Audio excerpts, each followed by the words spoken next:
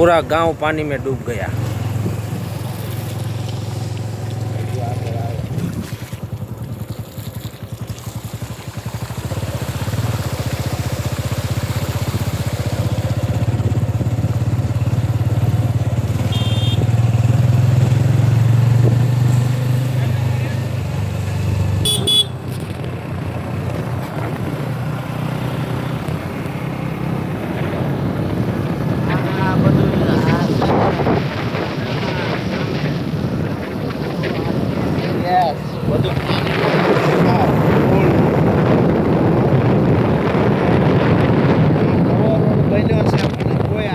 આનું છે નહીં, હા કોઈ મેનેજમેન્ટ નથી. આ આધુનિકની પરિસ્થિતિ છે. હજુ એક જ વરસાદ પડ્યો છે અને આવી કન્ડિશન છે. હું જનસેવા ડ્રાઈવર પાર્ટી પ્રદેશ અધ્યક્ષ અશોક પટેલ, હું બાઇક લઈને નીકળ્યો છું અને કન્ડિશન એવી છે કે એ નવો રોડ આ બન્યો છે પણ છતાંય આની ઉપર એ ઊંચાણ લેવાનું લેવલ એ નથી લીધું. જો આ તમને હું બતાવું કે અહીંયા જુઓ, આ રોડ ઉપર પાણી આવી ગયું છે.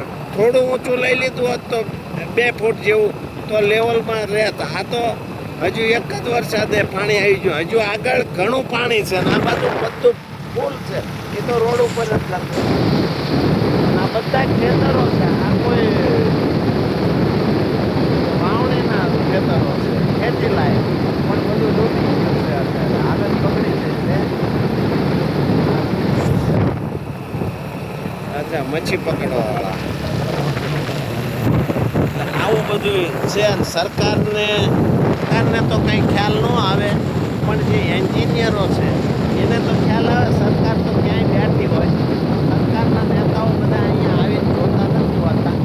એ તો જેવું માપદંડ કે એવું સહયોગ કરી દેતા. તમારું આમ ને અમારું આમ કન્ટેશન હોય, જે કંઈ હોય એ તો એમનું ખબર હોય, એમના પાપ હોય એ ભરે. પણ જે વસ્તુ છે એની વાત છે. સરકાર એવું જોઈએ કે અમારા 2 ફૂટનું વધારે લેવું પડશે. એન્જિનિયરો આટલું ભણ્યા છે છતાં ભૂલ પડી જાય છે. આખું અમદાવાદ, આખું ગુજરાત પાણીમાં ગરકાવ થઈ ગયું. તમે જોઈ શકો છો તો રોજના મીડિયા ન્યૂઝ ને બાવળા, ધોળકાવાળા લોકોની તો હાલત થઈ ગઈ છે. મકાનો વેચીને ક્યાંક બીજે રહેવા જતું રહે. ધોળકા આખું ખાલી કરી નાખાય. પણ માણસોનું દિમાગ એવું છે કે 2-4 દિવસ પાણી રહેશે પછી આપણે ક્યાં આખું ભરા રહેવાનું.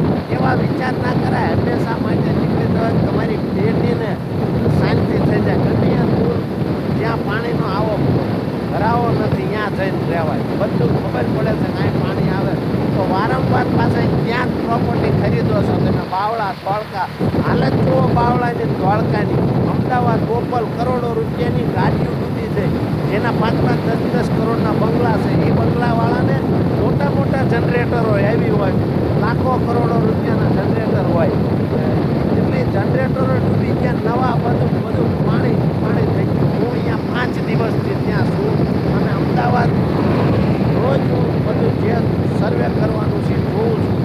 જનસેવા ડ્રાઈવર પાસેથી અમને મોકલવામાં આવે એટલે અમે જઈએ છીએ. અને આ બધું જોતા લોકોએ સમજવાનું છે. સરકાર ક્યારેય સમજશે નહીં. એને તો એન્જિનિયરો કે એવું કરવાનું. એન્જિનિયરોને શું છે કે કરપ્શન, ભ્રષ્ટાચાર જે કંઈ હોય એ બધું ભ્રષ્ટાચાર કહેવાય. જે પૈસા 100 રૂપિયાની વસ્તુ છે એને તમે 60 રૂપિયાની વસ્તુવાળું બનાવી દેવાનું. 100ની વસ્તુ 60ની વસ્તુ 100માં કરવાની એવું વાત કરી નાખે છે. છેલ્લે બધાને હેરાન થવાનું. આપણે ટેક્સ દેતા. જય હિન્દ, જય ભારત.